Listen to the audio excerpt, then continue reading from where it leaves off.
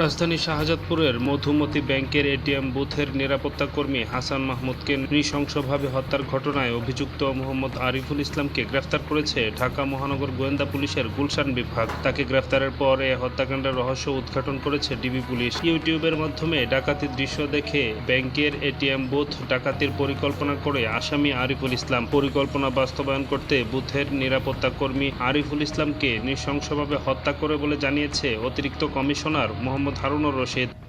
সে একটা কিডনি, একটা জরুরি কিডনি বিক্রি করে রক্তের গ্রুপ, অনেক দিন সে করলেন, কিন্তু দুর্ভাগ্য এটা তার কিডনিটাকেও কিনলেন না। তখন একদিন সে ইউটিউবে দেখলেন যে সেখানে যে একটি দৃশ্য দেখলেন যে এটিএম বুথ ডাকাতি হচ্ছে। সেখান থেকে এটিএম বুথ খোলার পরে দেখেন সে লক্ষ লক্ষ টাকা, এই টাকা অনেক টাকা পেয়ে গেছে, একটু ওই সিনেমার ইউটিউবের মধ্যে গেছে। তখন তার মনে জাগলো, তাহলে আমার এটিএম বুথ কোথায় আছে সেখানে আমার ডাকাতি করতে হবে, তাহলে আমার এই টাকার সমস্যার সমাধান হবে। এই এই ইউটিউব চ্যানেলটা দেখেই তখন সেই পরিকল্পনা করে সে স্বাধীন বাংলা সুপার মার্কেট থেকে হাতুড়ি, হ্যামার, চেনি, মিরপুর পল্লবী মার্কেট ক্যাম্প থেকে, মোড় থেকে চাপাতি, শাবল, সাকু, মিরপুর স্টেডিয়ামের ফুটপাত থেকে সে বাংলাদেশ ক্রিকেট দলের জার্সি ক্রয় করে, এবং সে যে থাই ইন্টারন্যাশনাল একটা লেখা নীল রঙের ব্যাগে করে সে মালগুলি এনেছিল, এটা ফেলে চলে গেছে।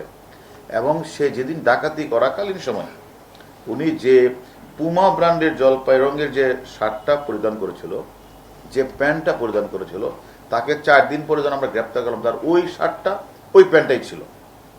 এবং সে একদম সব কিছুই সে স্বীকার করেছে। এবং আমরা মনে করি এটা একটা এটিএম বুথ লুট করার উদ্দেশ্যে যে অত্যন্ত প্রাথমিক কায়দায় যে নির্মমভাবে এই সিকিউরিটি গার্ডকে সে হত্যা করেছে।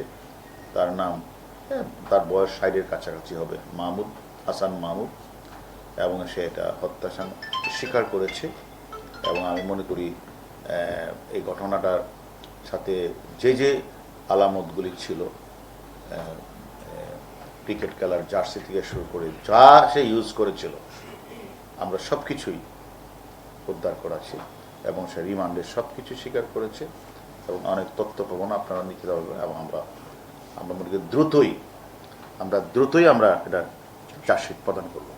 ঈদ উল ফিতরের আগের দিন গত 10 এপ্রিল রাজধানীর শাহজাদপুর মধুমতি ব্যাংকের এটিএম বুথের নিরাপত্তা কর্মী আরিফুল ইসলামকে নৃশংসভাবে হত্যা করা হয়।